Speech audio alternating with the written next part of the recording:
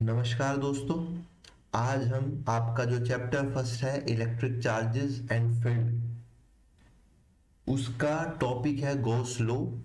और आज हम पढ़ रहे हैं गॉस लॉ के एप्लीकेशन ऑफ गॉस लॉ। इससे पहले वाले वीडियो में हम लोग एक एप्लीकेशन के बारे में पढ़ चुके थे, बात कर चुके थे कि जैसे कि मैंने उस लेक्चर में भी बताया था कि हम लोग यहाँ पर गोस के एप्लीकेशन के 3 वीडियो करेंगे और उन 3 वीडियो में से कोई ना कोई एक क्वेश्चन आपको अपने बोर्ड एग्जाम में देखने को मिलेगा। ठीक है, इससे पहले वाले वीडियो में हम लोगों ने electric field due to an infinite long straight uniformly charge wire के बारे में पढ़ा था। और इस वीडियो में हम लोग पढ़ने वाले हैं electric field due to uniformly charge infinite plate sheet के बारे में, मतलब प्लेन शीट। वहां पे आपके पास एक वायर था, यहाँ पर आपके पास एक शीट है, कुछ इस तरह से आप समझ लीजिए।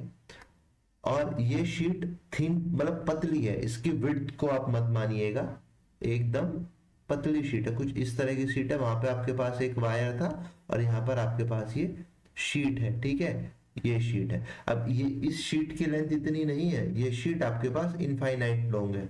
इनफाइनाइट लॉन्ग का मतलब क्या है, मैंने प्रीवियस वीडियो में भी आपको बताया था कि जिस पॉइंट पर आपको इलेक्ट्रिक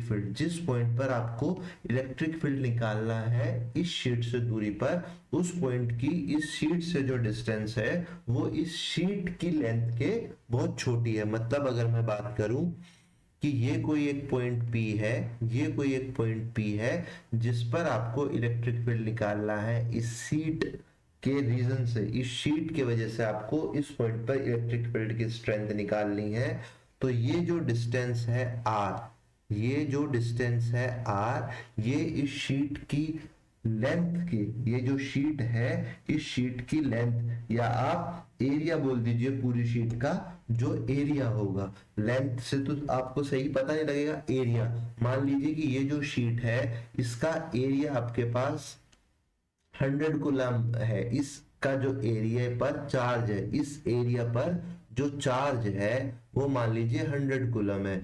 और इस शीट का जो एरिया है वो मान लीजिए आपके पास 10 मीटर स्क्वायर है। तो आपके पास सरफेस चार्ज डेंसिटी क्या होगी? सरफेस चार्ज डेंसिटी क्या होती है? सरफेस चार्ज डेंसिटी को हम लोग क्या बोलते हैं? सरफेस चार्ज डेंसिटी को हम लोग बोलते हैं कि पर्टिकुलर यूनिट एरिया पर कितना चार्ज है उसको हम क्या बोलते हैं? Surface charge density. ठीक है, तो सरफेस चार्ज डेंसिटी के बारे में जैसे जैसे आप आगे पढ़ेंगे तो मैं आपको समझा दूंगा, वो समझ में आ जाएगा, उससे आप छोड़ दीजिए। ठीक है, तो अगर इसकी सरफेस चार्ज डेंसिटी निकालनी हो सिग्मा, तो वो क्या होगी? 100/A। ए की वैल्यू क्या है? 10, तो ये आ जाएगी 10 कूलम मीटर स्क्वायर। ठीक है, अभी जैसे जैसे वीडियो में आगे बढ़ेंगे आप लोग इसके बारे में जान जाएंगे। करना क्या है, जैसे कि हमने पहले वीडियो में भी किया, मेरे पास ये एक शीट है, इससे r डिस्टेंस पर एक पॉइंट है P जहां पर मुझे इलेक्ट्रिक फील्ड की स्ट्रेंथ निकालनी है। तो मुझे क्या करना है कि सबसे पहले मैं मान लेता हूं कि इस शीट पर जो चार्ज है वो पॉजिटिव चार्ज है। क्यों? पॉजिटिव चार्ज होगा तो इलेक्ट्रिक फील्ड की जो डायरेक्शन होगी वो आउटवर्ड होगी, और अगर नेगेटिव चार्ज होता तो इलेक्ट्रिक फील्ड की जो डायरेक्शन होती वो इनवर्ड होती। और जो सिग्मा है वो हम लोग नेगेटिव में लेते। कोई परेशानी? तो जैसे कि हमने पहले किया था, हमें क्या करना है, हम लोगों को एक गॉसियन सरफेस बनाना है। एक गॉसियन सरफेस बनाना है जो इस शीट को कवर होते हुए जाए। तो इस वाले टॉपिक में भी, यहाँ पर भी जब इनफाइनाइट प्लेन शीट आपके पास है तो इसमें भी जो हम गॉसियन सरफेस बनाएंगे वो क्या बनाएंगे? वो बनाएंगे हम वही सिलेंड्रिकल गॉसियन सरफेस। ये हमारे पास एक सिलेंड्रिकल गॉसियन सरफेस बना। ये एक P पॉइंट है जिस पॉइंट पर हम लोगों को, डायग्राम उतना अच्छा नहीं बना है, पेन टैब से थोड़ा दिक्कत होती है बनाने में। ये R डिस्टेंस है, मतलब जितनी डिस्टेंस इस P पॉइंट की यहाँ पर है उतनी ही डिस्टेंस का हम लोग सिलेंड्रिकल, ये वाली जो सरफेस है इसके दोनों साइड सेम सिमेट्री दिखाने के लिए बनाते हैं। ठीक है, यहाँ तक कोई परेशानी? अब हमको करना क्या है कि इलेक्ट्रिक फील्ड की डिस्टेंस ये है, वो सॉरी डायरेक्शन ये है। जिस तरह से आपको ये डायग्राम दिखाई दे रहा है, एक सिलेंडर है, मैंने क्या किया है कि शीट को सिलेंडर के बीचों बीच एकदम रखा लगा दिया है और दोनों तरफ सिलेंडर है मेरे पास। अब मैंने जैसे पहले किया था कि मैं इसको 3 पार्ट में डिवाइड कर लूंगा। सबसे पहला पार्ट ये वाला, दूसरी सरफेस ये वाली और तीसरी सरफेस ये वाली। अलग अलग तीनों सरफेस से इलेक्ट्रिक फ्लक्स निकालूंगा और उस इलेक्ट्रिक फ्लक्स को ऐड कर दूंगा, तो मेरे पास पूरे जो क्वेश्चन सरफेस है उसका इलेक्ट्रिक फ्लक्स मेरे पास आ जाएगा। ठीक है, और फिर उसको मैं कंपेयर करा दूंगा किससे, गॉसियन सरफेस से जो मेरे पास इलेक्ट्रिक फ्लक्स आता है, तो वहां से मैं इलेक्ट्रिक फील्ड निकालूंगा, जैसे कि मैंने पहले वीडियो में भी किया था। कुछ भी इसमें बहुत ज्यादा अलग करने वाला नहीं हूं। सबसे पहले जैसे कि मैंने बताया कि यहाँ पे जब मैं 3 उसके लिए निकाल रहा हूं, तो यहाँ पे मैं एक छोटा सरफेस काटूंगा डीए, यहाँ पे भी एक छोटा सरफेस काटूंगा डीए, और सिमिलरली यहाँ पे भी एक छोटा सरफेस काटूंगा डीए।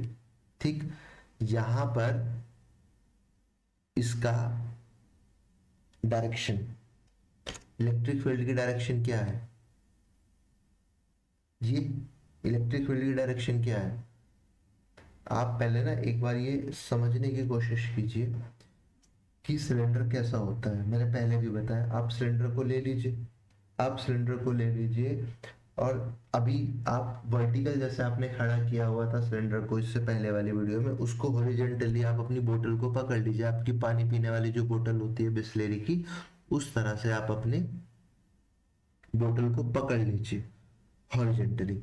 अब समझने की कोशिश कीजिए, इलेक्ट्रिक फील्ड की डायरेक्शन ये है, तो ये वाला जो उसका पार्ट है, बॉटम वाला पार्ट, वो उसका एरिया है, तो एरिया वेक्टर बॉटम वाले पार्ट से आप वर्टिकल बनाएंगे।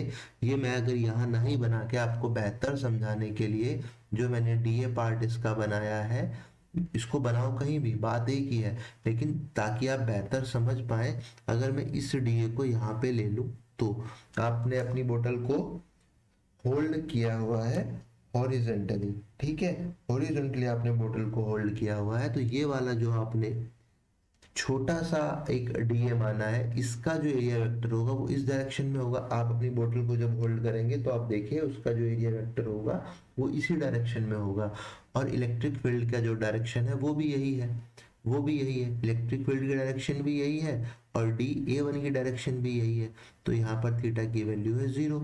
सेम इसी तरह से यहाँ पे अभी इलेक्ट्रिक फील्ड की डायरेक्शन भी यही है, और ये एरिया वेक्टर अगर मैं ये मान लूँ तो इसकी डायरेक्शन भी यही है, तो यहाँ पे भी थीटा की वैल्यू 0। और जो ये है आपकी थर्ड वाली सरफेस, इस पर जो डायरेक्शन है एरिया वेक्टर की, आप जब अपनी बोतल हॉरिजॉन्टल पकड़ेंगे तो उसकी सरफेस से जब आप परपेंडिकुलर एरिया वेक्टर बनाना चाहेंगे तो उनके बीच का एंगल क्या आएगा, 90 डिग्री, क्योंकि मेरे पास इलेक्ट्रिक फील्ड की जो डायरेक्शन है वो इस डायरेक्शन में है, तो इनके बीच का जो एंगल आएगा वो आएगा 90 डिग्री। तो यहाँ पर जो थीटा की वैल्यू है वो है 90 डिग्री। फिर वही, जिसके पूरा डायग्राम समझ में आ गया है उसको पूरे डेरिवेशन में कोई परेशानी नहीं होगी।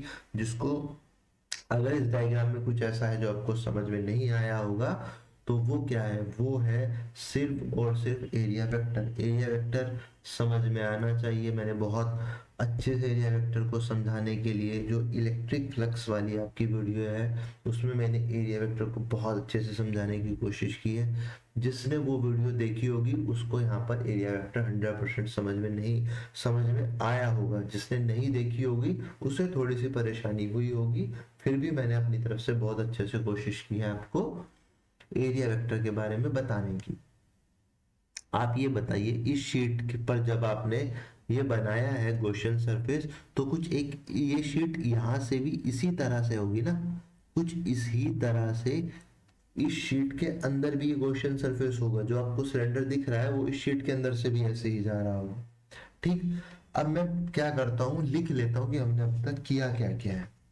ठीक, लिख लेता हूँ, उससे आपको और बेहतर समझ में आएगा। एकदम ready to for your board examination, consider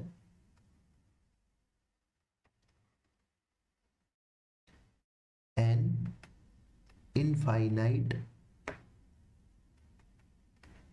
long charged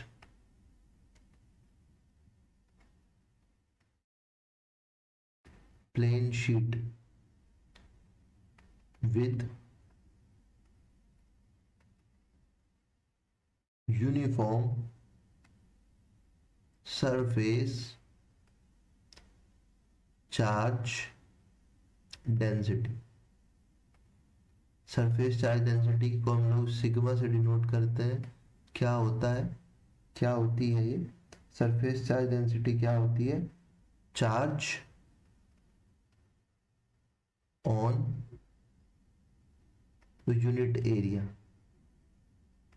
ठीक, जिसको हम सिग्मा से डिनोट करते हैं। जैसे कि मैंने बताया यहां पर इसका फॉर्मूला हम लोग क्या लिखते हैं, Q in by complete area. यहां तक कोई परेशानी? Q in by area,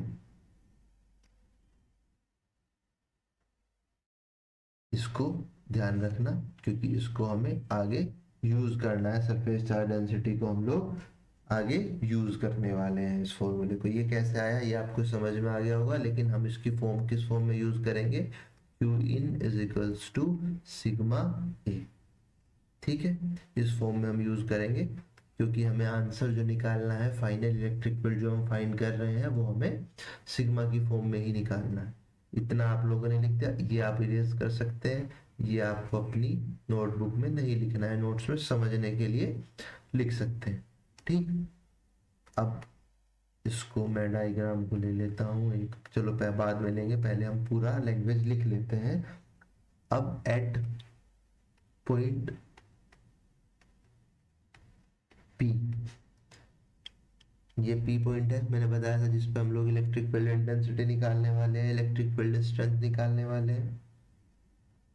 we are going to find electric field which is at perpendicular distance r from charged sheet। जिसने इससे पहले वाला डेरिवेशन देखा है उसे लैंग्वेज भी एकदम समझ में आ रही होगी क्या क्या लिखनी है ना। so we assume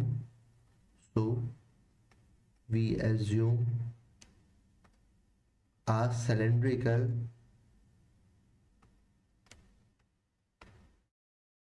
Gaussian surface, ठीक है। अब हम नीचे चलेंगे तो इस वाले डायग्राम को हम लोग नीचे ले लेंगे ताकि आपको समझने में दिक्कत ना हो।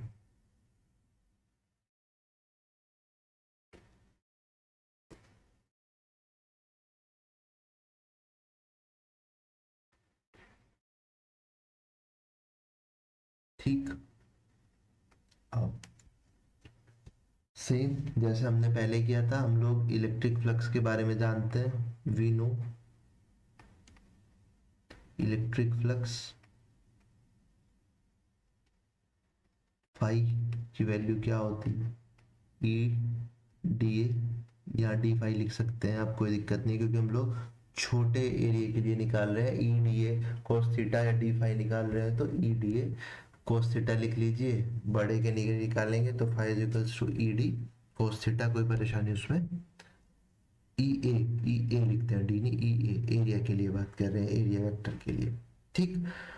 अब मुझे यहाँ पे निकालना है पूरे सिलेंड्रिकल सरफेस का, तो फाई टोटल क्या होगा, phi one plus phi two plus phi three, यहाँ तक तो कोई परेशानी नहीं है।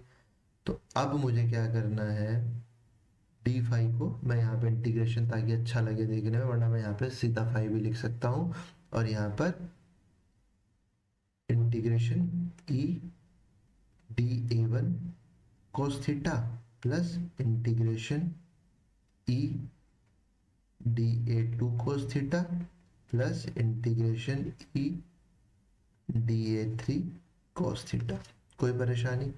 यहाँ पर थीटा की जो वैल्यू है फॉर फर्स्ट सरफेस 0 है, यहाँ पर सेकेंड सरफेस, फर्स्ट सरफेस के लिए, सेकेंड सरफेस के लिए 0 है, थर्ड सरफेस के लिए 90 है, तो मैं ये वैल्यू रख देता हूँ, यहाँ आ जाएगा 5 ई बाहर आ जाएगा, डी ए फर्स्ट सरफेस के लिए वैल्यू है 0, सेकेंड सरफेस के लिए भी थीटा की वैल्यू है, यहाँ पे भी ई बाहर, डी ए टू कोस 0, और थर्ड सरफेस के लिए जो वैल्यू है वो है 90 डिग्री, तो ये 0 हो जाएगी।